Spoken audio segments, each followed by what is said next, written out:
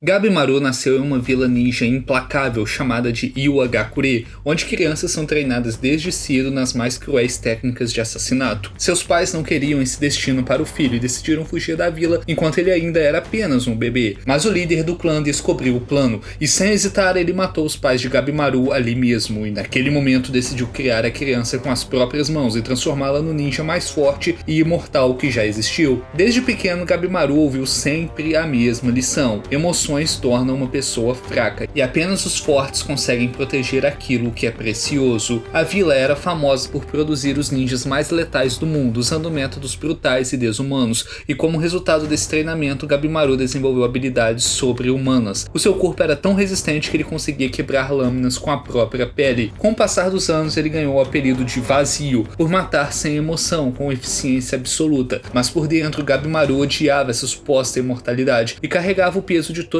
as vidas que ele havia tirado. Ainda assim, ele era o maior prodígio da vila, tão talentoso que todos o viam como o próximo líder do clã. Por isso, o atual chefe decidiu casar a sua própria filha com Gabimaru. No começo, ele não gostava dela, ela era gentil demais e inocente demais para aquele mundo, mas com o tempo, ela passou a apoiá-lo, a enxergá-lo como humano, e pela primeira vez Gabimaru foi feliz. Eles se apaixonaram e só desejavam uma coisa: uma vida tranquila, longe da morte e longe da vila. Então Gabimaru tomou uma decisão. Disse ao líder que ele não queria mais ser um ninja. O líder fingiu aceitar, mas ele era cruel demais para deixar aquilo acontecer. Chegou ao ponto de ferir o rosto da própria filha, fazendo uma cicatriz em formato peculiar em seu rosto, tentando convencê-la de que ela não merecia uma vida normal. No fim, ele concordou em libertar Gabimaru com uma condição, uma última missão, mas foi uma armadilha. Gabimaru foi traído, acusado de traição e condenado à morte. No dia da execução, perguntaram se ele tinha últimas palavras e Gabimaru respondeu que não tinha nada a dizer. O executor levantou a espada e tentou decapitá-lo, mas algo estranho aconteceu. Não importava a força usada, a lâmina simplesmente não cortava. O executor tentou de novo, até que a espada se quebrou. O líder observava tudo, esperando um espetáculo, mas quem ficou surpreso foi ele. Gabimaru, por outro lado, sentiu apenas frustração. Ele sabia que não podia morrer. O homem encarregado de matá-lo entrou em desespero e pela primeira vez vemos claramente o rosto de Gabimaru, o garoto de cabelos brancos. Gabimaru começa a se perguntar por que ele não consegue morrer, ou melhor, por que ele não morre, e isso o entristece profundamente. Ele não se importa mais em viver, ele fez coisas terríveis e por isso ele acredita que não merece continuar existindo. Enquanto fala, vemos flashes de todas as pessoas que ele feriu e matou. É um momento pesado e silencioso. Então uma mulher se aproxima. Gabimaru está preso em uma cela, acorrentado. A mulher começa a notar informações e explica que não é surpresa ele ser tão forte, afinal foi treinado de forma absurda desde criança. Quando ela comenta sobre as suas habilidades, Gabimaru diz que não precisa de técnicas elaboradas para derrotar alguém. Interessada, ela pergunta se ele consegue usar ninjutsu e ele responde que sim, mas quando ela pede para lhe demonstrar, Gabimaru se recusa. Pouco depois, o líder ordena uma nova execução: queimar Gabimaru vivo. Eles amarram seu corpo a um poste, empilham feno e colocam fogo, mas como esperado, as chamas não causam dano algum. Quando Gabimaru abre os olhos, o líder está furioso, nada funciona, ele é acorrentado novamente. Gabimaru diz à mulher que não quer viver para sempre, ele só quer morrer. Sem sequer virar o rosto, ela responde friamente que não se importa. O trabalho dela é apenas documentar o que está acontecendo. Gabimaru sente frio, pede roupas em vez de perguntas, e ela continua escrevendo, ignorando ele. Ele suspira e diz que a sua história não é nada interessante, mas ela responde: mesmo assim, preciso ouvi-la, pois esse é o meu trabalho. Mais tarde, ela começa a fazer várias perguntas sobre a sua vida. Gabimaru diz que nunca conheceu os pais, porque o líder da vila os matou e o adotou. Vemos a cena cruel, o líder assassinando seus pais quando ele era ainda apenas um bebê. Ela pergunta se Gabimaru tem sonhos ou objetivos, e ele responde que não, ele é apenas um assassino. Existe apenas para matar quem mandarem. Um flash mostra Gabimaru segurando uma cabeça decepada. A violência é algo normal para ele. A mulher faz mais uma pergunta: como conseguiram capturá-lo se ele não pode morrer? Gabimaru explica que tentou fugir da vila, mas os seus próprios companheiros o traíram e o prenderam. Sair da vila é proibido e ele não reclama do destino que recebeu. Ela pergunta por que ele quis fugir, mas antes da resposta a história muda. O magistrado perde o controle e decide partir Gabimaru ao meio. Ele manda seus homens amarrarem Gabimaru a touros, tentando rasgá-lo fala em dois, mas o corpo de Gabimaru resiste, os touros se cansam e caem no chão. Mais uma vez Gabimaru se sente frustrado e o magistrado humilhado. Furioso, ele ordena que tragam mais touros, enquanto isso a mulher se aproxima de Gabimaru e comenta que tudo aquilo é extremamente estranho. Gabimaru pergunta se ela está falando do corpo imortal dele, mas a mulher responde que não, ela está falando das palavras dele. Para ela, nada disso faz sentido. Gabimaru diz que quer deixar de existir, mas não permitiu que os touros o partissem ao meio. Se ele realmente não se importasse em viver, por que tentou fugir? Ela exige uma resposta para a pergunta que fez no dia anterior, aquela que ele evitou de responder. E de repente, algo muda em Gabimaru. Seu olhar deixa de ser calmo, o seu corpo se tensiona como se estivesse pronto para lutar. O magistrado se aproxima e ordena que a mulher pare de escrever e execute Gabimaru imediatamente, mas ela se recusa, ela precisa concluir o seu trabalho. Um dos homens do Shogun aparece com mais touros, mas ela ignora completamente. Tudo que importa agora é entender Gabimaru. Percebendo que nada mais importa, Gabimaru finalmente decide responder. Ele conta que na vila de Iwagakure ele era o melhor assassino de todos, alcançou o posto mais alto entre os ninjas. O líder da vila confiava tanto nele que lhe ofereceu a mão da própria filha, mas depois do casamento Gabimaru percebeu algo inesperado. A sua esposa era completamente diferente do que ele imaginava. Mesmo crescendo cercada por morte e violência, ela era gentil, religiosa e quase não conhecia o mundo. E aos poucos Gabimaru se acostumou com aquela vida, e sem perceber as suas habilidades ninja começaram a enferrujar. Foi então que ele decidiu abandonar tudo. Ele quis deixar de ser um ninja e fugir com ela. No começo o líder da vila pareceu razoável, pediu apenas uma última missão, mas como sempre era uma armadilha. Gabimaru foi capturado, ele desistiu de lutar e assim chegou ao ponto em que está agora, esperando para ver como vai morrer. Durante a noite a mulher descobre a origem do apelido Vazio. Dizem que Gabimaru elimina os seus inimigos sem demonstrar qualquer emoção, mas essa não é toda a história. Ela ouve rumores de que quando tentaram prendê-lo, Gabimaru enfrentou 20 homens sozinho e derrotou todos. Isso a confunde. Se ele quer morrer, por que ele continua resistindo? Gabimaru começa a se perguntar a mesma coisa, por que ele luta para continuar vivo, se deveria ser vazio. Ele toma uma decisão, da próxima vez não vai resistir. No dia seguinte tentam executá-lo fervendo seu corpo em óleo, e mais uma vez não funciona. O magistrado fica assustado, nada causa dor em Gabimaru. É então que a mulher diz que chegou a hora. Eles levam Gabimaru para outra sala, lá ele reencontra a mulher que vinha registrando sua história, e ela se apresenta. Seu nome é Yamada Saemon Sagiri. Ela pertence ao clã Yamada, um grupo famoso por sua maestria com espadas e por serem os executores oficiais do shogunato. Sagiri ataca, ela tenta decapitar Gabimaru e ele percebe imediatamente, ela é extremamente habilidosa. Por um breve instante, Gabimaru acredita que a sua cabeça foi cortada e ele tenta desviar. Mesmo assim, Sagiri consegue arranhar levemente o seu pescoço e pela primeira vez Gabimaru sente medo de morrer. Sagiri então revela a verdade, ela estava escrevendo a sua história para entender como deveria matá-lo. Segundo ela, Gabimaru diz ser vazio, mas ainda quer viver, porque ele ama sua esposa, ele finge desejar a morte, mas isso não é verdade. Enfurecido, Gabimaru pega uma espada e ataca Sagiri. Os dois entram em um combate intenso, Gabimaru desvia de vários golpes até que Sagiri para. Ela então mostra um documento oficial do shogunato, a proposta é simples. Se Gabimaru cooperar, todas as acusações contra ele serão anuladas, ele não será executado, e mais, como o shogunato é absoluto, sua antiga vila nunca mais poderá persegui-lo, mas existe uma condição. Para receber essa proteção, Gabimaru precisa ir até um lugar conhecido como Shinsen-kyo, o paraíso na Terra. Recentemente descobriram uma ilha assim, e nela existe algo chamado de Elixir da Vida. Quem beber desse Elixir vive para sempre. O problema é que muitos soldados já foram enviados para buscá-lo e todos se tornaram transformados em flores. Diante disso, os líderes decidem mudar a estratégia. Em vez de soldados, vão enviar criminosos condenados à morte. Sagiri explica que a sua missão é encontrar os criminosos mais fortes que ainda desejam viver. Ao ouvir isso, Gabimaru aceita o acordo. Ele quer a proteção do shogunato para voltar para sua esposa, mas o responsável pela prisão diz que não permitirá a fuga de Gabimaru. Então ele olha para Sagiri e pergunta: "Você ainda quer ver o meu ninjutsu?" E ela responde que sim. Em um instante, Gabimaru libera seu Katon Ninpo Hiboshi, um ninjutsu de fogo. Com seus poderes, elimina todos os guardas que tentam detê-lo. A partir daquele momento, ele define o seu objetivo: encontrar o Elixir da Vida e voltar para casa. Sagiri então se lembra da sua infância. Ela recorda a primeira execução que viu, realizada por seu pai. O homem que seria decapitado desejava contar uma história antes de morrer. Quando terminou, o pai de Sagiri realizou o golpe perfeito, tão preciso que o homem não percebeu que sua cabeça havia sido cortada. Ele terminou a história e morreu em paz. Sagiri ficou fascinada. Ela queria se tornar como o pai, uma executora capaz de matar sem dor, sem medo e sem ódio.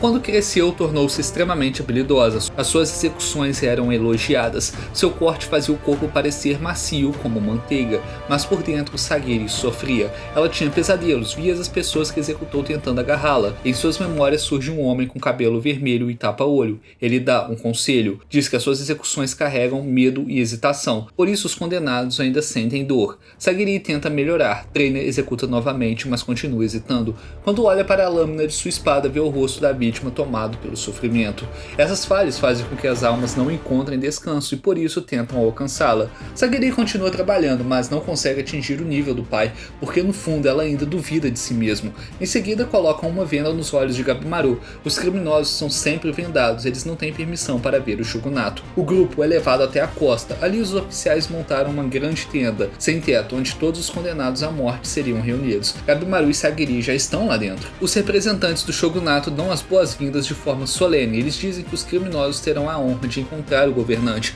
mas tem um detalhe. Todos continuam com o rosto coberto, isso enfurece os criminosos, eles se sentem humilhados e enganados. Enquanto isso, Sagiri analisa os registros de cada condenado, assassinatos, massacres, traições. Se qualquer um deles fosse libertado, o caos se espalharia pelo país. Gabimaru reclama que não consegue respirar e exige ver o governante pessoalmente. Sagiri manda que ele se cale, então o oficial revela a missão secreta. Eles devem ir até o Shinsenkyo e trazer de volta o Elixir da Vida. Se conseguirem, receberão perdão oficial do shogunato e serão livres. Isso anima os criminosos. Um deles chega a dizer que depois de perdoado vai cometer ainda mais crimes. Sagiri se pergunta em silêncio se é possível eliminar alguém assim, sem sentir culpa. Afinal, eles já estão condenados. Ela torce para que isso não a persiga depois. Atrás de Gabimaru, uma ninja chamada Yuzuriha o reconhece. Ela diz que ele é um assassino famoso, mas se decepciona. Ele não parece o monstro das histórias. Sagiri observa tudo e começa a se perguntar: Gabimaru é como os outros ou talvez ele ainda seja pior? Ela percebe que desde que aceitou a missão do Elixir, Gabimaru parece vazio, desinteressado em tudo. Usando sua espada para sondar o ambiente, Sagiri sente algo perturbador. E então um oficial começa a explicar mais sobre a ilha. Ele diz que o lugar parece um paraíso, mas ninguém acredita. Os criminosos começam a protestar, certos de que estão sendo enganados. É quando os oficiais mandam que retirem suas máscaras. Diante deles está um homem sentado com flores brotando de todo o corpo. O porta-voz explica que ele é o único sobrevivente de uma expedição recente, mais de 60 pessoas desapareceram. O pânico se espalha. Os condenados percebem que estão olhando para um cadáver coberto de flores. Os oficiais tentam acalmá-los, dizendo que aquelas flores são uma bênção especial, mas os prisioneiros se sentem tratados como ignorantes. Então o oficial grita: eles vão morrer de qualquer forma, deveriam se sentir gratos por morrer de maneira tão bonita. Isso só piora tudo. Os criminosos não querem ir para a ilha, o risco é enorme e não há garantia de retorno. Os oficiais dizem que essa é uma oportunidade única, mas poucos acreditam. Um dos condenados chega a questionar se o Elixir da Vida realmente existe. O porta-voz responde friamente: quem quiser pode desistir. Quando um homem tenta sair, um executor o mata imediatamente. A mensagem é clara: cada criminoso terá um monitor. Esses monitores são os executores do clã Yamada. Eles serão observados o tempo todo, qualquer desobediência, e serão executados na própria ilha. Sagiri é destinada como a monitora de Gabimaru. Ela encosta a lâmina em seu pescoço. O porta-voz acrescenta: se algum monitor morrer, o clã Yamada executará o criminoso correspondente ao retornar. Gabimaru permanece calmo. Sagiri se pergunta se ele é corajoso ou simplesmente não entende a gravidade da situação. Após conversa entre os oficiais, o porta-voz anuncia outra decisão. Eles precisam reduzir o número de criminosos. Não há espaço suficiente nos navios e nem executores o suficientes.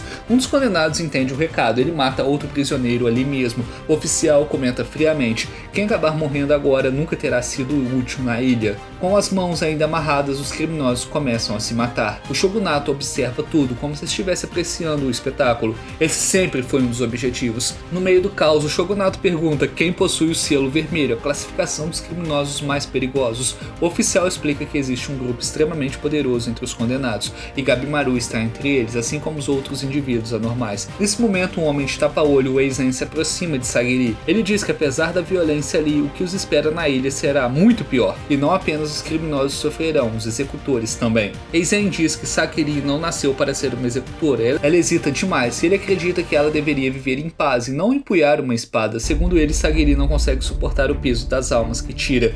Ela se irrita, mas responde: mesmo em casa, sua família é conhecida como executora, ela sempre carregou esse fardo. Ela se lembra de quando era criança e sofria sofria bullying por causa do trabalho da família. Um dia decidiu enfrentar isso. É uma cena em que ela puxa a espada pela primeira vez e é ali que começa a sentir o karma do executor. Sagiri diz a Eisen que mesmo com dor e medo, ela quer ser uma guerreira e fará o que for necessário. Enquanto isso, alguns criminosos percebem que se continuarem assim, todos vão morrer. Eles decidem se unir e tentar escapar. Acham que Sagiri será um alvo fácil, afinal ela é uma mulher. Eisen se prepara para intervir, mas Sagiri dá um passo à frente. Ela diz que vai cuidar disso. Sagiri saca a espada e derrota os atacantes rapidamente, mas ela hesita, e pela expressão da cabeça que caiu no chão fica claro que houve dor. Sagiri sente o peso daquilo imediatamente, como se as almas a observassem. Gabimaru então fala: ninguém consegue permanecer calmo ao tirar a vida de outra pessoa. Todos ficam em silêncio e em seguida Gabimaru se aproxima do shogunato sem que ninguém perceba. Os guardas ficam em choque. Gabimaru não quer um massacre.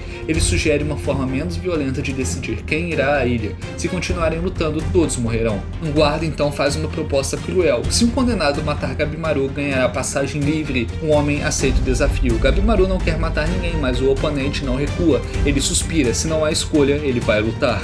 O combate começa. Gabimaru se move de forma calma, quase serena.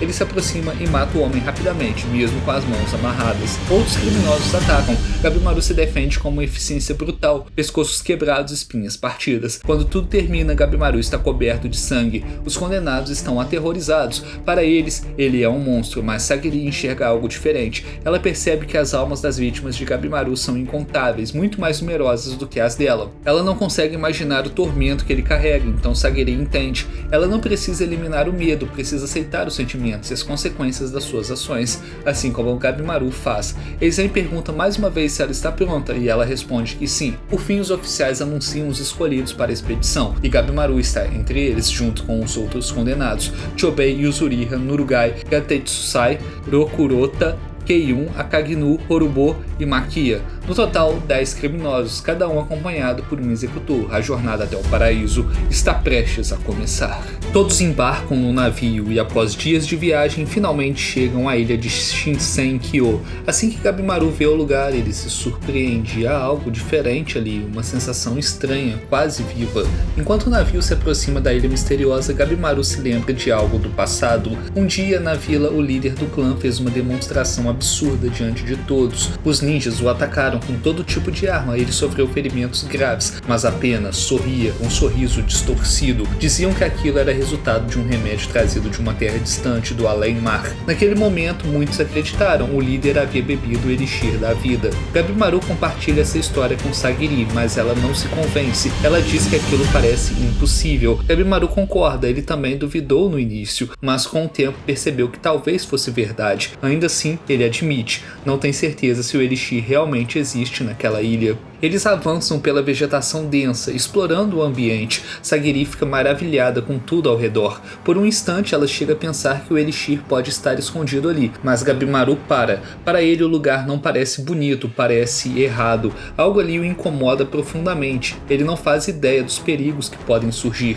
Gabimaru então decide tirar as amarras das mãos. Sagiri o impede. Ele argumenta que é loucura explorar um lugar desconhecido com as mãos amarradas, mas ela permanece firme. Ela está ali para seguir as ordens do shogunato. O seu dever é vigiá-lo e garantir que ele obedeça. Ela entrega uma nova corda, ordena que ele mesmo amarre as próprias mãos. Gabimaru começa a questionar tudo. Eles têm apenas 3 dias de comida e de água. A única pista sobre o elixir é um desenho estranho. Ele passa a duvidar se o shogunato realmente quer encontrar o elixir da vida. Sagiri perde a paciência. Ela puxa a espada até o pescoço de Gabimaru e deixa claro, ela não é sua companheira, ela é a sua executora. Se ele desobedecer, ela vai decapitá-lo. Relutante, Gabimaru obedece. Enquanto amarra as mãos, ele se lembra do motivo de tudo aquilo, voltar para sua esposa. Por isso aceita a condição, mas de repente um enorme porrete atinge Gabimaru na cara e ele é lançado para longe. O ataque veio de Keiun. O gigante recupera sua massa de ferro e zomba de Gabimaru por ele baixar a guarda. Mesmo assim, Gabimaru continua vivo. Sagiri corre até ele e Gabimaru avisa calmamente.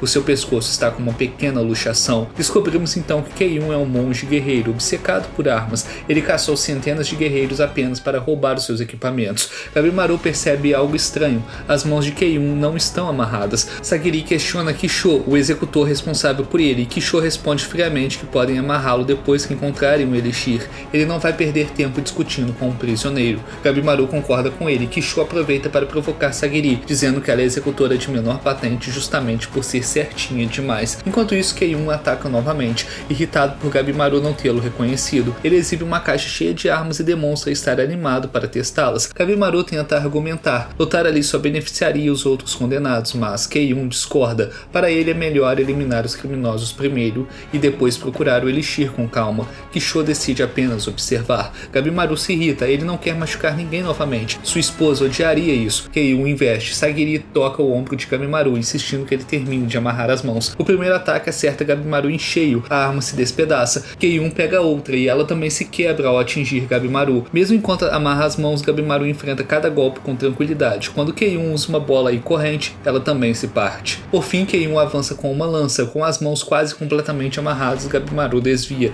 e o lança para longe. Todas as armas de Kei-1 caem no chão, inúteis. Gabimaru reclama da dificuldade de lutar com as mãos presas, mas Sagiri fica impressionada. Tudo foi resolvido com um único golpe, mas então Kei-1 se levanta rindo. Ele revela que a sua armadura está fundida diretamente à pele. Quando a máscara cai, o seu rosto deformado é revelado. A cena muda, fica claro que Gabimaru devastou o campo de batalha. O gigante das armas foi derrotado de forma brutal. E ainda assim, Gabimaru permanece amarrado sem um único arranhão. Ele se vira para Sagiri e sugere que retomem a busca pelo Elixir da vida. Eles já perderam tempo demais. Ele a encara com determinação, mas Sagiri não consegue parar de olhar para as mãos dele, ainda presas. Nesse momento, Kishou desembanha a espada. Com um único golpe, ele decapita Kei-1 e leva a cabeça como prova da morte. Ele se despede, dizendo que mal pode esperar para voltar para casa e tomar um banho quente. Kishou deixa claro para Gabimaru, eles não são aliados e nem inimigos. Ele apenas cumpriu seu dever, recolher a cabeça de um criminoso. Antes de partir, Sagiri alerta Kishou. Muitos já desapareceram naquela ilha, e ele responde com tranquilidade. O verdadeiro desafio de Sagiri é lidar com Gabimaru. Enquanto Kishou se afasta, ele reflete sobre o caos que presenciou desde que chegaram à ilha, e a verdadeira provação está apenas começando. Enquanto isso, na ilha o caos só aumentava. Alguns criminosos haviam formado alianças, outros tentaram seduzir os seus próprios executores, e muitos já tinham recorrido ao desespero absoluto, tirando a própria vida. Um dos casos mais brutais foi o de Eisen, que encontrou um fim terrível ao ser morto por um prisioneiro gigante no meio da floresta. Antes de se separar, Kishou fez uma previsão sombria. Em poucas horas a situação na ilha mudaria drasticamente, já que se esses condenados não conseguissem cumprir a missão, eles iriam mandar mais, incluindo os ninjas de Yu Agakure.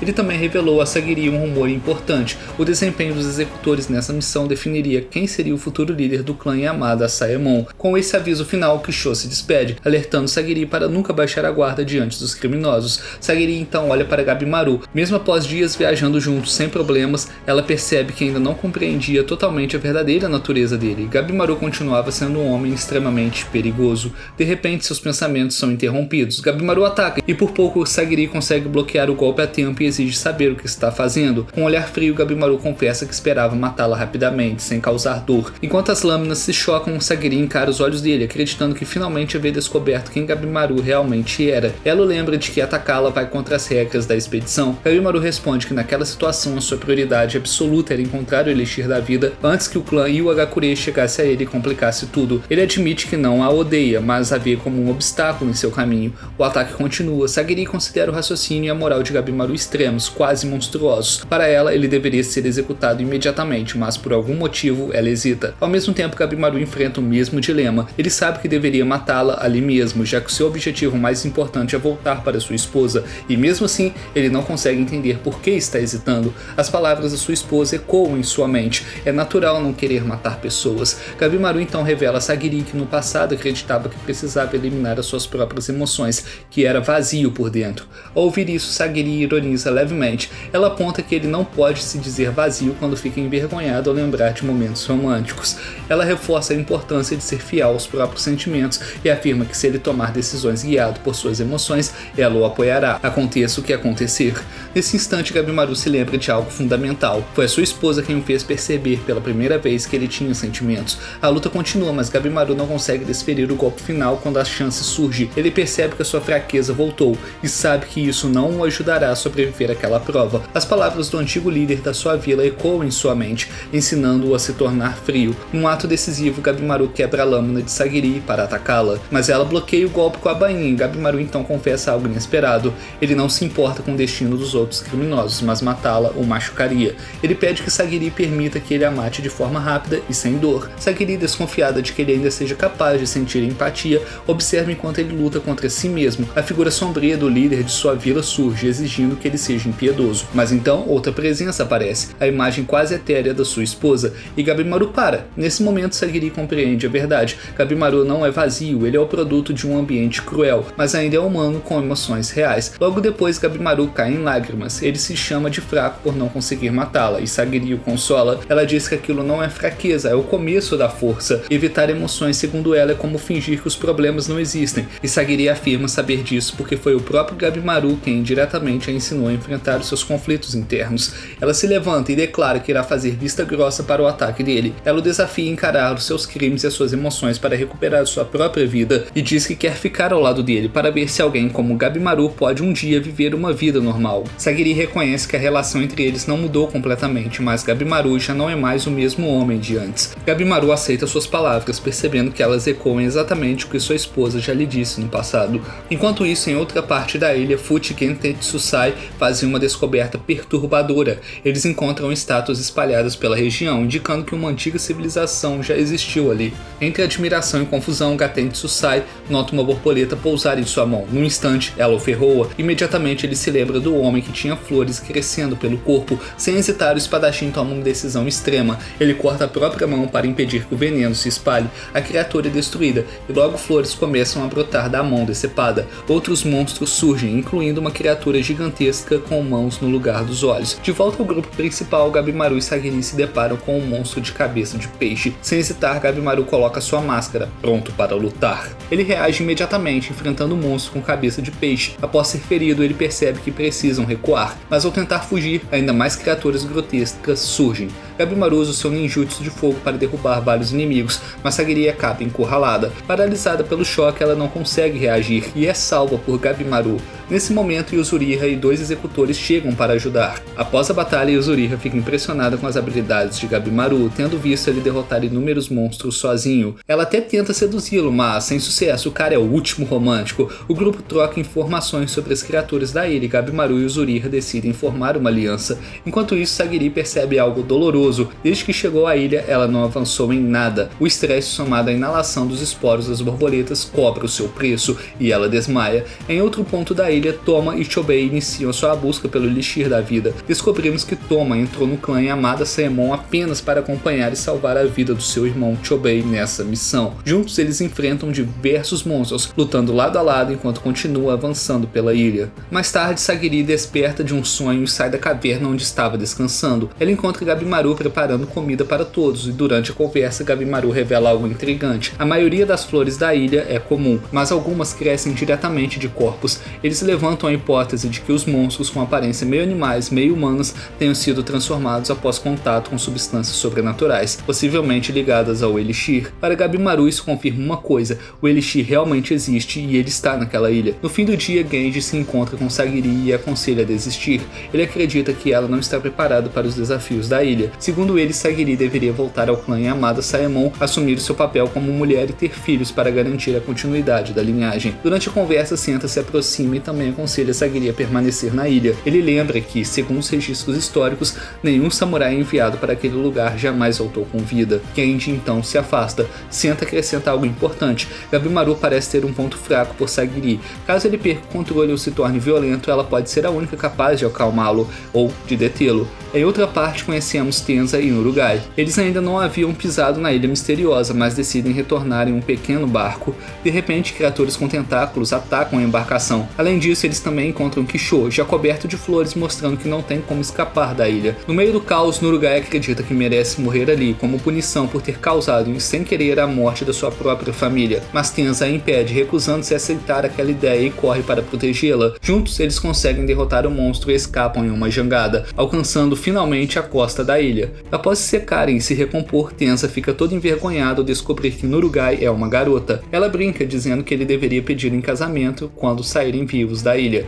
Com isso, os dois partem determinados, encontrar o Elixir da Vida e retornar para viver em paz. Naquela mesma noite, Sagiri e Gabimaru têm uma conversa profunda sobre autoconhecimento, escolhas e os desafios da vida. Essa troca muda algo dentro dela. No dia seguinte, Sagiri comunica a Genji que decidiu ficar na ilha, não por obrigação, mas porque deseja se tornar mais forte. Genji não aceita essa decisão e ele a ataca. Sagiri consegue desviar, mas de repente um gigante surge e atinge Genji com violência extrema. Esse monstro é o mesmo que havia matado o executor Eizen logo lá no início da expedição. Em um flashback descobrimos a sua origem. O gigante chamado de Rokurota nasceu como uma criança anormalmente grande, possuindo uma força absurda desde cedo. Para ele, matar pessoas sempre foi algo fácil. Rokurota joga Genji para longe com a sua força absurda e em seguida tenta atacar Sagiri. Gabimaru intervém, acertando um chute poderoso no rosto do gigante. Enquanto Gabimaru enfrenta Rokurota, Sagiri corre para socorrer Genji, que está gravemente ferido com parte do corpo destruída. Gabimaru percebe rapidamente que o corpo do gigante é extremamente resistente. Os seus golpes praticamente não causam dano. Ao mesmo tempo, Sagiri tenta estancar o sangramento de Genji, mas ele a impede. Ele diz que é inútil, seus ferimentos são fatais. Antes de morrer, Genji faz algo inesperado. Ele reconhece a coragem de Sagiri como samurai e a sua sensibilidade como mulher. Como símbolo disso, ele entrega sua espada a ela, a reconhecendo oficialmente como uma samurai. Com lágrimas nos olhos, Sagiri retorna ao campo de batalha para apoiar Gabimaru. Ela consegue decepar um dos dedos do gigante, mas logo percebem algo assustador. A pele de Rokurota é praticamente impossível de cortar. No auge da luta, o gigante agarra Gabimaru e o arremessa violentamente ao chão. Mesmo sangrando e seriamente ferido, Gabimaru consegue se levantar. Rokurota ataca novamente, mas desta vez Sagiri se coloca à frente. Usando raciocínio puro, controle emocional e golpes precisos, ela desvia e redireciona os ataques brutais do monstro. Gabimaru se recompõe e juntos eles elaboram um plano. Gabimaru lança vários projéteis de ninjutsu de fogo contra o gigante. Os golpes não ferem diretamente, mas incendeiam a floresta ao redor, criando uma densa cortina de fumaça. Sem conseguir respirar, Rokurota cai de joelhos.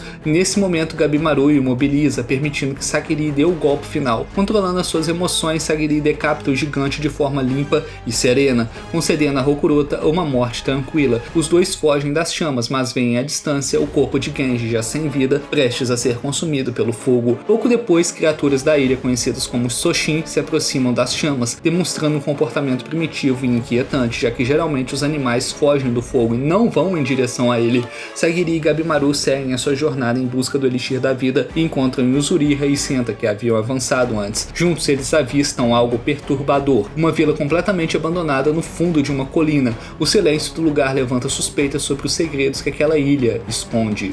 Em outra região, Chobei e Toma, após derrotarem mais monstros, comentam como a ilha é diferente do que esperavam. Eles imaginavam encontrarem deuses ou seres divinos, mas só veem criaturas aterrorizantes. Então, algo ainda mais estranho acontece. Eles encontram duas mulheres que, ao vê-los, ficam extremamente excitadas. Uma delas comenta como é raro humanos chegarem tão longe e convida Toma e Chobei para um surubão. A outra discorda, dizendo que aquilo é nojento, afinal eles são apenas humanos. Subitamente, algo chocante acontece. Uma das mulheres se transforma em um homem e se prepara para lutar. Mudança de sexo em tempo real. Enquanto isso, o grupo principal continua investigando a vila abandonada e encontra uma garota encapuzada. Gabimaru decide persegui-la para obter respostas, mas ela foge e uma perseguição começa. Durante a fuga surge uma criatura bizarra, parecida com uma árvore humanoide, protegendo a menina. O grupo se divide e Yuzuriha e Senta ficam para enfrentar o monstro, enquanto Gabimaru e Sagiri continuam atrás da garota. Eles finalmente a alcançam, mas percebem que ela não é uma criança comum. Apesar da aparência frágil, ela possui uma força absurda. Mesmo irritado, Gabimaru consegue contê-la usando cipós encontrados no local. Mas então a garota começa a chorar. Sagiri pede para que ele a solte. Com um gesto delicado, Sagiri se aproxima e cuida da menina com um toque quase maternal, oferecendo um abraço caloroso à criança assustada. Pouco depois, eles reencontram Yuzuriha e Senta, que conseguem derrotar a criatura meio humana, meio árvore. De repente, a criatura em forma de árvore começa a falar. Ela propõe um acordo.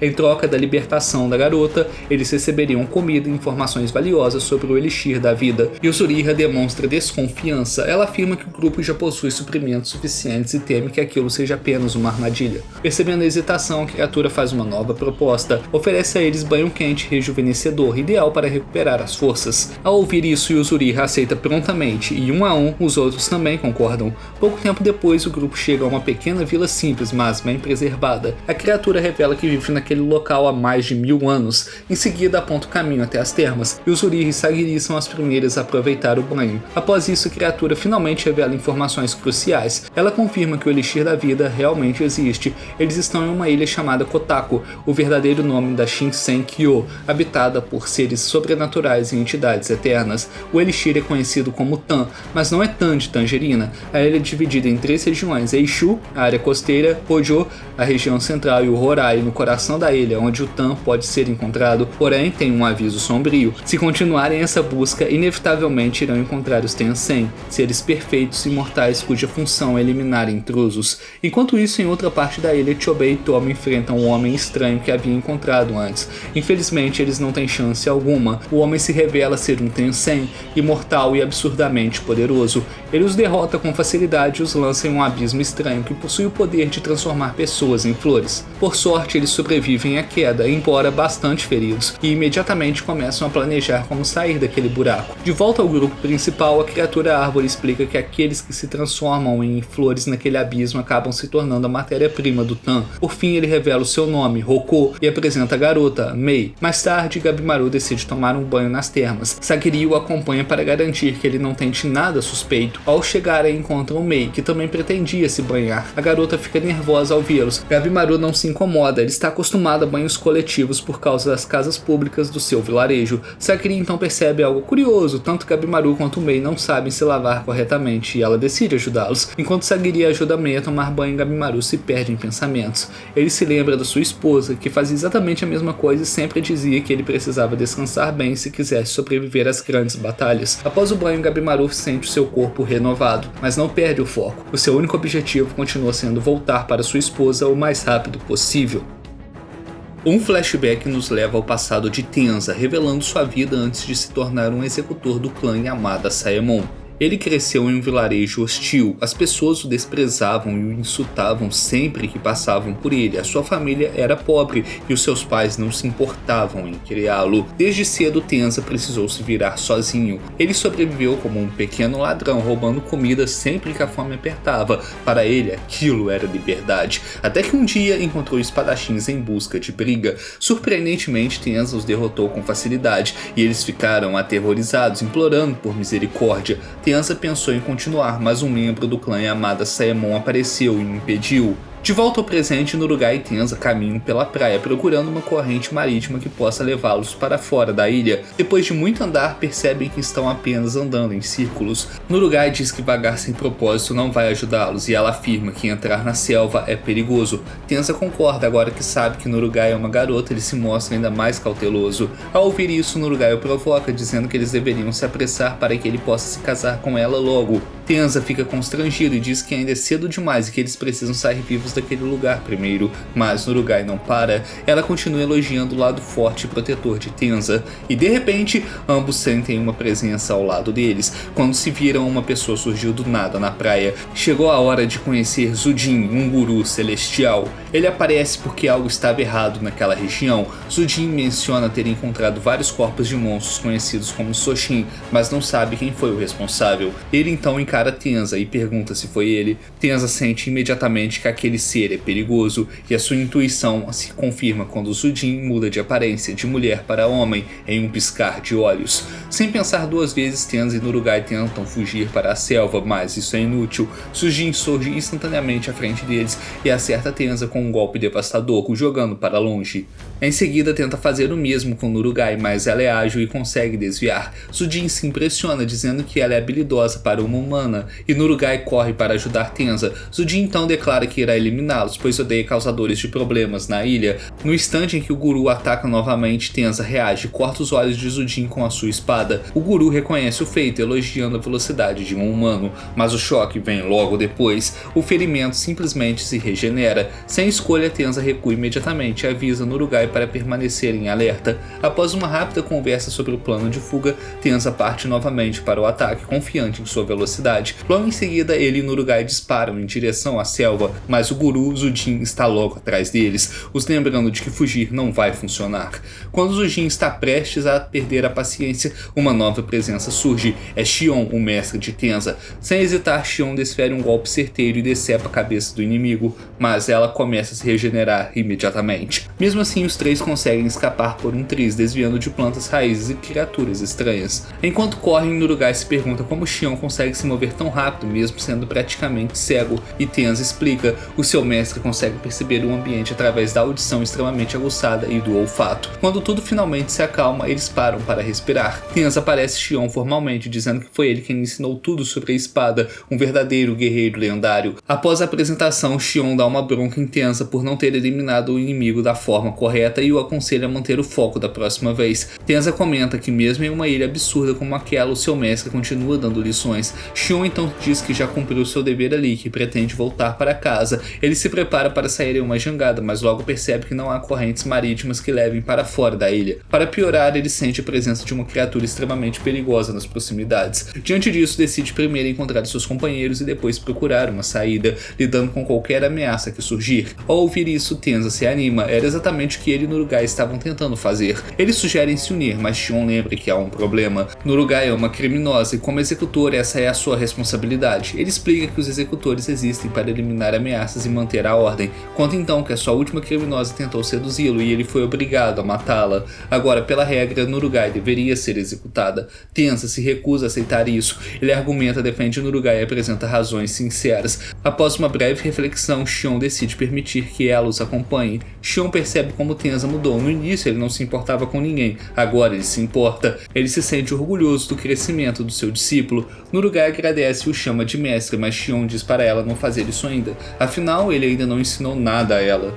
Enquanto conversam sobre como escapar de Zujin, o guru reaparece de repente, pronto para lutar. Xion age imediatamente, puxando Tenza e Nurugai para protegê-los. Mesmo assim, Zujin consegue ferir gravemente o pescoço de Xion, quase o decapitando. Fica claro que fugir não é uma opção, aquela coisa vai persegui-los até o fim. Xion empunha a sua espada e decide enfrentar o inimigo. Desta vez, porém, Zujin desvia facilmente de todos os ataques, dizendo que já se acostumou com a velocidade de Tenza, mas ele surpreende. Ele muda o ritmo e consegue acertar um golpe. Infelizmente o resultado é o mesmo, o ferimento se regenera. Logo depois Zujin contra-ataca com um poder absurdo, ferindo Tenza de forma mortal. No passado Tenza pergunta a Xion por que ele o escolheu como discípulo, e Xion responde que viu potencial nele e queria ajudá-lo a se tornar um grande espadachim. Os treinos continuam, mas Tenza se frustra profundamente, ele não consegue acertar um único golpe, a sua técnica é quase inexistente. Percebendo isso, Xion diz que com disciplina o talento de Tenza florescerá, mas Tenza não acredita, ele cresceu ouvindo que era um lixo, um inútil.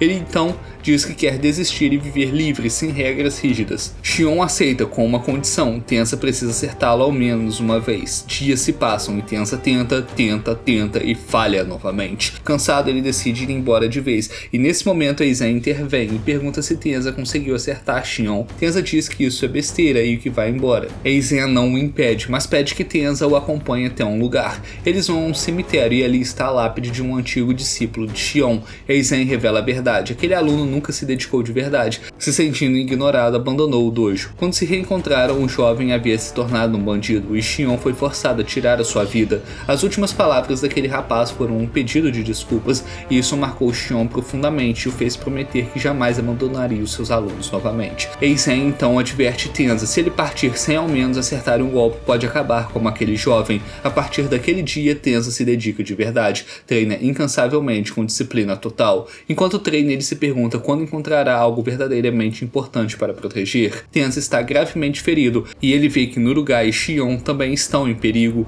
Com tudo que lhe resta, ele se levanta e então entende. O seu verdadeiro propósito é proteger aqueles que ama, mesmo que isso custe a sua própria vida. Tenza avança contra Zujin com tudo o que tem, lutando como um verdadeiro guerreiro. Xion tenta ajudar, mas compreende o que Tenza quer dizer com seus últimos atos. Com os olhos cheios de dor, ele aceita o pedido silencioso do seu discípulo e foge com Nurugai, exatamente como Tenza desejava. Ele continua lutando, mesmo com o corpo à beira do colapso. Cada golpe é mais pesado que o anterior, mas ele não recua. Depois de algum tempo, o guru Zujin finalmente o derruba. Antes do golpe final, o ser observa Tenza com um certo respeito, admirando sua coragem até o último segundo. Enquanto isso, Nurugai corre em lágrimas, gritando com Xion, perguntando por que ele não ajudou Tenza, e Xion responde com dor na voz. Aquela criatura era forte demais, intervir teria sido inútil, e desrespeitoso com a decisão de Tenza, que entregou a própria vida para garantir a fuga deles. Ele diz que naquele momento não havia nada que pudesse ser feito, mas ele promete uma coisa,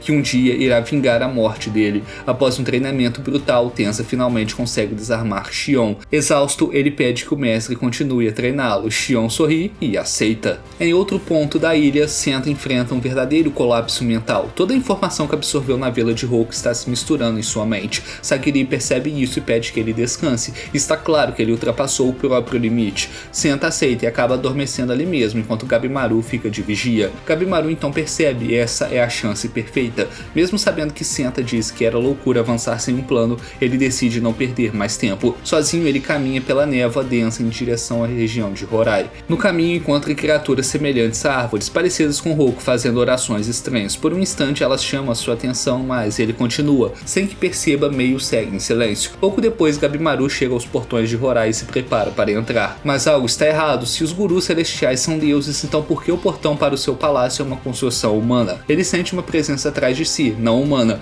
e ele pede que a criatura se revele. É o guru Zujin. Irritada, ela manda Gabimaru ir embora e diz que não quer lidar com mais humanos. Antes mesmo de ouvir isso direito, Gabimaru pergunta diretamente se ela está transformando pessoas no material do elixir da vida. Isso enfurece Zujin. O combate começa. Em um instante, ela reclama que o braço foi quebrado. Gabimaru aproveita e chuta seu pescoço com força absurda, mas os dois se regeneram quase imediatamente. O local começa a ser destruído pela violência do confronto. Gabimaru entende. Ela é um guru celestial. Ele usa o seu ninjutsu de fogo, queimando o corpo de Zujin e se vira para o portão, pronto para avançar. Mas ela retorna, carbonizada, e o arremessa contra a porta com força monstruosa. Zujin então muda de forma, assumindo aparência masculina, acreditando ter matado Gabimaru, alguém que poderia gerar mais dano. Só que Gabimaru ainda está de pé. Ele pergunta diretamente se ela é um guru, mas como não tem nenhuma resposta, a luta continua. Zujin se pergunta como Gabimaru ainda suporta seus golpes. Gabimaru não responde, ele só quer saber onde está o elixir. Ele percebe algo estranho, seus golpes não são tão eficazes quanto deveriam ser. Lutar de frente contra um guru é extremamente perigoso, mas então ele lembra, aquele chute anterior fez o Jin cuspir sangue, e isso não deveria acontecer. Antes que ele pense mais, o Jin retorna à forma de mulher e dispara um ataque de energia invisível. Gabimaru é atingido com violência. Mesmo assim se pergunta, será que eu consigo vencer isso? E nesse momento ele pensa em sua esposa, e isso o mantém de pé. Ele avança dizendo em voz firme, eu vou voltar para casa, custe o que custar. Gabimaru ataca com uma sequência absurda de golpes, tão rápidos que superam a regeneração da guru. Zujin cai no chão, completamente destruída. Gabimaru exige saber onde está o elixir e ela apenas ri. Flores começam a brotar de seu corpo. Antes de perder a consciência, Zujin murmura que ele será punido novamente. Então seu corpo expande em flores, se transformando em um monstro floral grotesco, tanto com aparência feminina como masculina. Relâmpagos disparam da criatura e Gabimaru fica preso e não consegue usar o fogo. Ele não consegue desviar, o seu corpo cede. Ele começa a se perguntar se tudo aquilo é real ou apenas um pesadelo. E de repente Gabimaru desperta. Ele está em sua cama ao lado de sua esposa. Ela diz que ele teve um pesadelo e lhe oferece chá. Uma lágrima escorre pelo rosto de Gabimaru. Por um instante ele acredita que tudo foi um sonho, então sorri, mesmo sabendo que não pode voltar para ela agora. Gabimaru está sendo esmagado pelo monstro floral. À beira da morte ele lembra das palavras do antigo líder da vila. Continue lutando, mesmo de forma inconsciente. Leve o seu inimigo com você. Ele ativa o roxo e queima o tentáculo que o prende, mas o seu corpo não responde mais, então de repente Mei aparece. Ela cria uma espécie de bolha protetora e arrasta Gabimaru para longe da luta. Zujin retorna à forma original, confusa, se perguntando por que Mei fez aquilo. Enquanto isso, na vila, Senta se desculpa com Sagiri por ter deixado Gabimaru escapar. Ele diz que está pronto para aceitar qualquer punição. Ele tentou procurá-lo, mas se perdeu na névoa. Roku afirma que é impossível avançar além daquele ponto. Sagiri diz que eles devem procurar Gabimaru no Horai, mas Yuzuriha discorda. Ela diz que uma Yamada Asaemon não deveria se preocupar com criminosos. Sagiri fica em silêncio, sem saber o que responder. Roku também percebe logo que Mei também desapareceu, concluindo que ela deve ter seguido Gabimaru. Ele decide ajudá-los a chegar até o Horai. Ao mesmo tempo, Yuzuriha descobre que Roku é capaz de guiá-los através da névoa. Diante disso, ela muda de ideia e diz a Sagiri que irá com ela procurar por Gabimaru. Enquanto avançam, Yuzuriha comenta que ao chegarem a Horai enfrentar os gurus será extremamente difícil. Ela pergunta a Roku o que ele sabe sobre essas criaturas, e ele responde com uma antiga lenda. Segundo as histórias, os gurus celestiais eram originalmente um único guru, que após dominar as artes místicas proibidas, acabou se dividindo em 7 seres. O Homem-Árvore também revela algo ainda mais trágico. O seu povo começou a se transformar em árvore há mais de 1000 anos. Eles se reuniram na região de Hojo, na esperança de alcançar o Horai algum dia. Ele diz que a sua própria filha foi a primeira da sua família a se transformar. Por fim, Roku afirma que os gurus são seres semelhantes a deuses, responsáveis por decidir quem tem a permissão para entrar no Horai. Enquanto isso, no Horai, os gurus conversam tranquilamente entre si. Eles discutem se preferem viver como homens ou mulheres, tratando o assunto com uma calma perturbadora. Quando a conversa está prestes a acabar, Hien aparece e muda completamente o clima. Ele diz que precisam falar sobre os humanos que chegaram à ilha. Segundo Hien, esses humanos são diferentes dos anteriores, pois encontraram diversas criaturas Soshin mortas, algo que nunca havia acontecido antes. Nesse momento, Jufá se enfurece com Zujin, o acusando de não prestar atenção, permitir que os humanos escapassem e ainda perder para eles. Sem aviso, Jufá ergue a mão e usa um poder invisível para arrancar a cabeça de Zujin. O silêncio toma conta do local. Hien intervém imediatamente, pedindo que Jufá se acalme, pois ele é o único que pode punir Zujin. Ele lembra que os gurus são como uma família e devem permanecer unidos. Jufá se controla e então relata que enviou alguns humanos para o poço de Tan, mas Hien, claramente o líder do grupo, faz um alerta. Ela não deve subestimar esses humanos. São os mesmos que conseguiram enfrentá-lo. Ele acredita que eles podem escapar do poço de Tan e que talvez existam outros humanos ainda mais perigosos na ilha. Hien então pergunta a Zujin se ele matou o humano que o enfrentou. Ele responde que sim, com total confiança, afirmando que pode lidar com qualquer ameaça. Os gurus então bebem Tan juntos e fazem um brinde à eternidade e ao seu mestre. Logo após beber o elixir, Zujin rejuvenesce diante de todos e sua expressão se enche de raiva. Em um vale rochoso, Gabimaru desperta. Ele se lembra do monstro que enfrentou anteriormente e chega a uma conclusão. Os gurus celestiais não são deuses, eles são monstros e por isso talvez seja possível derrotá-los se ele lutar ao lado de seus aliados. Ao olhar ao redor, ele percebe que não está sozinho. Diante dele está o criminoso Tamiya Gantetsusai e o seu executor Fuchi. Gantetsusai observa o estado deplorável de Gabimaru e comenta que ele parece estar à beira da morte. Ele se pergunta se deveria aproveitar o momento para dar um fim em Gabimaru. Os dois se preparam para lutar. Gabimaru, ferido e exausto, encara os 2 inimigos à sua frente. Gantetsusai se pergunta se Gabimaru realmente vai lutar ali, já que ele está coberto de sangue. Gabimaru então percebe que Gantetsusai perdeu um braço. Depois de alguns instantes, os 2 criminosos decidem testar a sua força, mas Fuchi interfere. Ele diz que aquela luta não faz sentido, não é lógica. Segundo ele, seria melhor extrair informações de Gabimaru antes de matá-lo. E Gabimaru entende rapidamente. Em seu estado atual, ele não tem chance contra eles. Então muda de abordagem. Ele propõe uma aliança. Gantetsusai não confia. Ele puxa a espada e a para a poucos centímetros da cabeça de Gabimaru. Mesmo assim, Gabimaru permanece calmo. Gantetsusai o chama de covarde e exige provas de que ele não está blefando. Fuchi, curioso, pergunta por que Gabimaru está fazendo aquele pedido. A resposta surpreende ambos. Gabimaru fala sobre os gurus celestiais e Fuchi demonstra ceticismo, mas Gantetsusai decide que quer encontrar essas criaturas imortais. Mesmo sabendo que Gabimaru é um concorrente direto nessa missão, Fuchi admite que gostaria de enfrentar esses seres e necropsiá-los. Com objetivos alinhados, Gabimaru, Gantetsusai e Fuchi formam uma aliança. Fuchi pede que Gabimaru conte tudo o que sabe e Gabimaru começa a falar sobre Mei, mas então ele para, seus olhos se arregalam. Mei parece um pouco mais crescida e agora também sabe falar algumas palavras. Gabimaru se anima e imediatamente pergunta se ela sabe como derrotar os gurus. Mei responde que o segredo é algo chamado Tao. Ela explica rapidamente. O Tao é ao mesmo tempo força e fraqueza concentrados no corpo abaixo do umbigo. Ela está prestes a explicar mais quando criaturas Soshin surgem por todos os lados. Nantetsusai avança sem hesitar, destruindo os monstros um por um. Ele acredita que a melhor forma de entender o tal é o sentido da luta. Gabimaru percebe algo diferente entre as criaturas ao longe, um monstro distinto o observando. Em outra parte da ilha, o grupo de Sagiri continua avançando. Com base em tudo que ouviu de Roku, Senta começa a ligar os pontos. Ele sugere que aquela ilha talvez não seja o verdadeiro paraíso, mas sim um amontoado confuso de crenças, culturas e religiões humanas. Senta desenvolve uma teoria. O governante da ilha pode estar tentando enviar os humanos transformados em flores de volta ao continente. Isso poderia ser a chave para encontrar o Elixir e escapar dali. Ao perceber que falou demais, Senta se desculpa. Sagiri apenas sorri e lhe dá um leve tapa no ombro, elogiando a sua inteligência. Enquanto caminham, Zuriha demonstra preocupação. Enfrentar inimigos que existem há mais de 1000 anos não será fácil. Ela teme que Gabimaru e Mei já estejam mortos, mas Sagiri mantém a fé. Ela diz que Gabimaru ainda está vivo, porque tudo o que ele deseja é voltar para casa e reencontrar a sua esposa,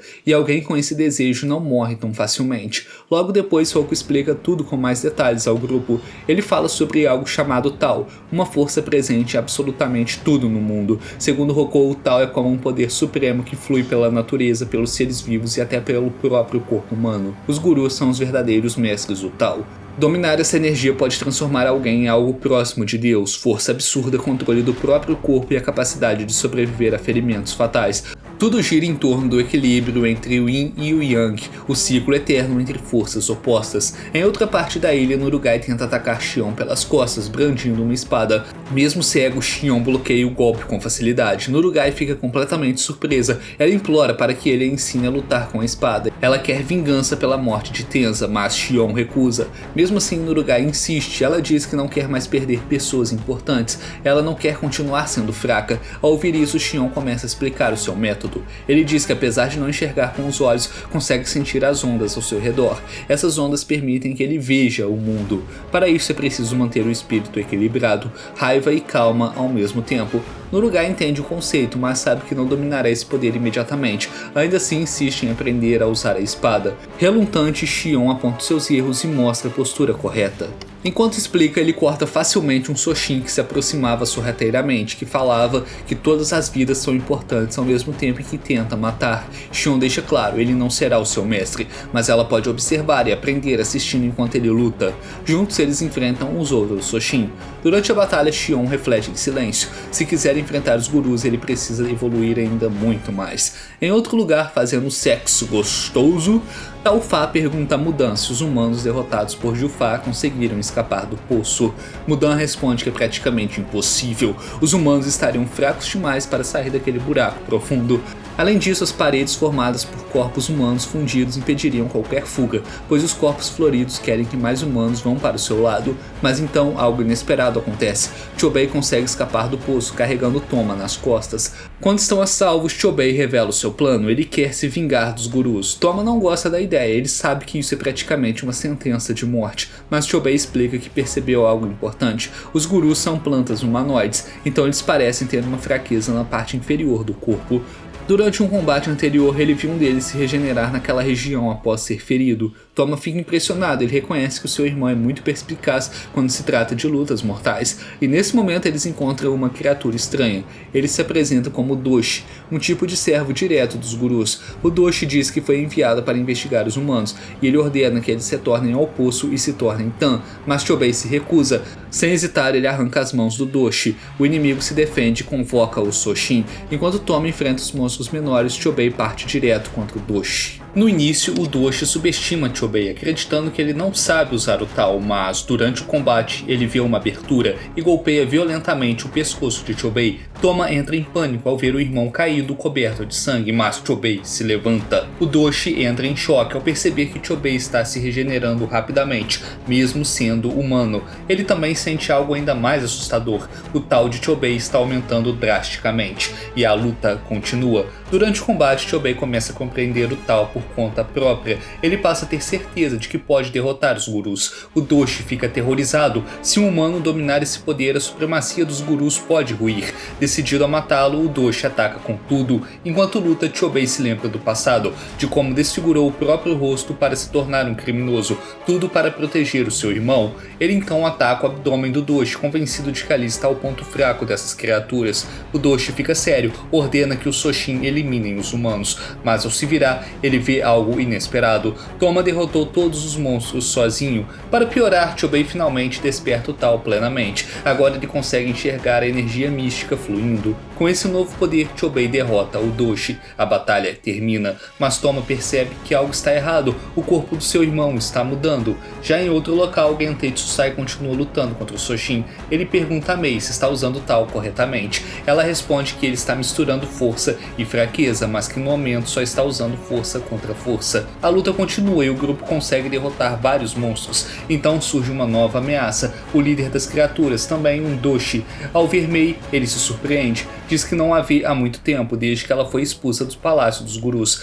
Agora ele quer levá-la de volta à força. Ao ouvir isso, Gabimaru percebe a verdade. Mei tem ligação direta com os gurus. Mesmo assim, ao ver que ela não quer voltar, Gabimaru decide lutar para protegê-la. O Doshi se divide em dois corpos e convoca borboletas monstruosas que transformam humanos em flores. Gantei Tsusai também entra na luta. Ele tem contas a acertar com aquelas criaturas. A batalha se torna caótica. O Doshi usa insetos, ataques invisíveis e o Tal para dominar o campo de batalha. Durante o confronto, ele revela algo crucial. Os Doshi estão em treinamento para dominar o Tal completamente. Existem 5 estágios, os 4 primeiros podem ser alcançados sozinhos, mas o 5º, ele exige um parceiro. Segundo ele, para alcançar o nível máximo, é necessário trepar loucamente com alguém do sexo oposto. Somente assim, o verdadeiro poder do Tal desperta. Eles então revelam toda a verdade sobre Mei. Ela já foi uma guru, mas nunca conseguiu despertar o poder completo. Por isso, o líder dos gurus lhe deu 2 opções: morrer ou se tornar uma parceira de treinamento dos Doshi. Mei foi marcada para este destino. Para não sofrer este fim, ela fugiu. Ao ouvir isso, todos entendem a gravidade da situação e se preparam para lutar. Gabimaru entra em fúria. Ele se lembra da marca que sua esposa também recebeu, exatamente como Mei. Os 2 Doshi então se transformam em criaturas monstruosas, declarando que chegou a hora da batalha. O combate começa, mas ninguém consegue feri-los. É então que Fuji percebe algo importante. Ele diz a Gabimaru que o seu Tal está desequilibrado, mistura força e fraqueza de forma errada. Mei intervém e mostra como alinhar corretamente o fluxo. Pouco a pouco, Gabimaru entende. Quando Mei sente a energia dele, fica chocada. Ela percebe que Gabimaru possui uma quantidade absurda de Tal, e de repente ele sente o fluxo do inimigo e ataca com precisão. Um dos Doshi é gravemente ferido. As criaturas entram em pânico. Gabimaru dominou o Tal rápido demais. Antes de serem derrotados, os Doshi percebem algo ainda pior. O Tal de Gabimaru se assemelha ao dos próprios gurus. Gabimaru derrota os monstros e declara que agora está pronto para enfrentar os imortais. Após a batalha, o Doshi ferido revela a verdade. O líder dos gurus o havia enviado junto de outros 2 Doshis para observar se os intrusos representavam uma ameaça real. Mas antes que termine a frase, Gabimaru e Gantei Tsusai o eliminam. Gabimaru admite que entendeu o funcionamento do Tal, mas ainda precisa de prática para dominá-lo por completo. Enquanto isso, em outro local da ilha, o grupo de Sagiri chega ao templo dos gurus. Sem aviso algum, um guru aparece e decapita Roku instantaneamente. O choque paralisa todos e o Zuriha, sentindo o perigo, tenta fugir, mas é capturado em segundos. Sagiri permanece em posição defensiva, analisando cada movimento. Mesmo decapitado, Roku ainda fala. Ele revela que o responsável por aquilo é Mudan, um dos gurus do templo. Senta arregala os olhos. Mudan exibe um sorriso calmo, um sorriso de 1000 anos. Então vem outra revelação cruel. Roku está destinado a se transformar em uma árvore. Roku estranhamente fica feliz. Ele acredita que assim sua alma finalmente alcançará o Horai, mas Mudan destrói toda essa esperança. Ele revela que toda essa crença é uma mentira. A ideia de que os humanos viram árvores para alcançar a salvação foi criada pelos próprios gurus. Nada disso é real, eles gostam de brincar com a esperança das pessoas. A revelação destrói Roku por completo. Mudan então invoca humanos modificados, guerreiros brinquedos que o servem cegamente. Eles dominam o Zuriha e ameaçam matar o resto do grupo. Mudan responde à pergunta de que todos temiam. O elixir da vida não existe para os humanos, o Tan só serve aos gurus. Para um humano, beber o Tan significa apenas se transformar em uma árvore como Roku. Toda a missão foi uma mentira desde o início. Em um ato de pura coragem, Yuzuriha se liberta e ataca Mudan. Contudo, ela grita para Sagiri que precisam fugir. Sagiri, ainda em choque, percebe algo terrível. O perdão oficial que Gabimaru busca talvez nunca exista. Yuzuriha lembra de algo essencial. Sobreviver agora é a única prioridade. Somente viva ela poderá ajudar os seus aliados. Mudan se regenera rapidamente e quase captura Yuzuriha, mas ela se esquiva com maestria. Impressionado, Mudan vê potencial nela e propõe ensiná-la a dominar o tal. Se ela tiver sucesso, ganhará poder absoluto, mas se falhar, se tornará matéria-prima para mais Tan. Nesse momento, Senta e Sagiri avançam, prontos para lutar. A batalha explode, Senta consegue ferir o inimigo e Yuzuriha usa suas técnicas com precisão, mas Mudan ri. Ele diz que apesar do potencial, os ataques humanos são fracos demais. A diferença entre um humano e um deus é gigantesca. Mesmo assim, o grupo não recua. Roku, com suas últimas forças, dá a Sagiri uma informação crucial. Ataque, o abdômen. É dali que o tal flui. Sagiri acerta o local. Mudan zomba, diz que ela não possui tal algum para feri-lo, mas em um instante decisivo, Sagiri desfere um corte ascendente devastador. Mudan recua. Ao observá-la com atenção, ele percebe algo assustador. Sagiri consegue liberar uma quantidade absurda de energia em um único momento. Mais chocante ainda, o ferimento causado por ela não está se regenerando. Sagiri entende, se aquela energia que protege os gurus é o tal, então ela sabe como feri-los. Ela compara isso à aura assassina de Gabimaru. Mudan sente medo, a energia de Sagiri é tóxica para ele, e isso o apavora, mas também o excita. Ele quer vê-la derrotada para transformá-la no Tan mais poderoso de todos. A batalha continua. Mudan passa a focar em Sagiri, a reconhecendo como a maior ameaça, mas o grupo permanece unido, eles conseguem feri-lo repetidamente. Então Mudan muda de forma, assumindo uma aparência feminina e ataca do alto com bombas de ar. O grupo desvia com habilidade. Sagiri hesita por um instante, sobrecarregado pela intensidade do combate, mas Yuzuriha a desperta. Ele não é um deus, nós podemos derrotá-lo. Com seus instintos afiados, Yuzuriha antecipa o próximo ataque. Mudan prepara mais um ataque devastador, mas Yuzuriha reconhece a técnica. Ela percebe que é semelhante à sua própria arte ninja. Sem hesitar, Yuzuriha reage. Ela usa uma técnica rápida para imobilizar o guru e o derruba no chão. Imediatamente ela sinaliza para Sagiri agir. Percebendo o perigo iminente, Mudan tenta se defender, mas nesse instante Senta surge por trás e o segura com força total. Essa é a abertura. Sagiri avança e atinge o abdômen de Mudan exatamente como haviam planejado. O guru cai, por alguns segundos o grupo apenas respira, exausto. Sagiri então pergunta a Senta por que ele protegeu Yuzuriha daquela forma, percebendo que ele esteja gostando dela. Senta admite, ele diz que admira a liberdade de Yuzuriha, a maneira como ela vive sem correntes. Confessa que sempre quis ser artista, mas foi forçado a seguir o caminho do clã Yamada Sayamon por causa das tradições familiares. Yuzuriha foi a primeira pessoa que realmente o compreendeu. Ele diz que gostaria de ter vivido a vida dela. Como um homem apaixonado fica gado. Em outro ponto da ilha, o grupo de Gabimaru derrota todos os monstros ao redor. Gabimaru se aproxima de Mei para agradecê-la e entender melhor o tal, mas algo está errado, a energia de Gabimaru começa a oscilar. De repente ele começa a sangrar e desmaia, chocando seus aliados. De volta ao templo, Sagiri e Senta são interrompidos quando Yuzuriha pergunta se aquelas flores sempre estiveram ali. Ela percebe que o corpo de Mudan está se transformando em uma flor. Antes que possam reagir, Mudan ataca novamente. Senta se joga na frente e recebe o golpe no lugar de Yuzuriha. Seu corpo começa a ser infectado. Flores brotam de dentro dele e, sem tempo para lamentar, Sagiri entende que Mudan agora se tornou uma criatura ainda mais monstruosa. Eles precisam lutar outra vez. E nesse momento, Shion e Nurugai chegam ao local, resgatando Sagiri e Yuzuriha do ataque. Shion manda Nurugai cuidar das flores no corpo de Senta enquanto leva Sagiri e Yuzuriha para um lugar seguro. Então Shion se volta para Mudan. Agora ele entende o tal, e mesmo assim Senta permanece em estado crítico. Sagiri corre até Roku em busca de ajuda, mas ele diz que não há mais nada o que fazer. Yuzuriha tenta estancar o sangramento de Senta com uma pomada medicinal. Enquanto isso, Shion enfrenta Mudan.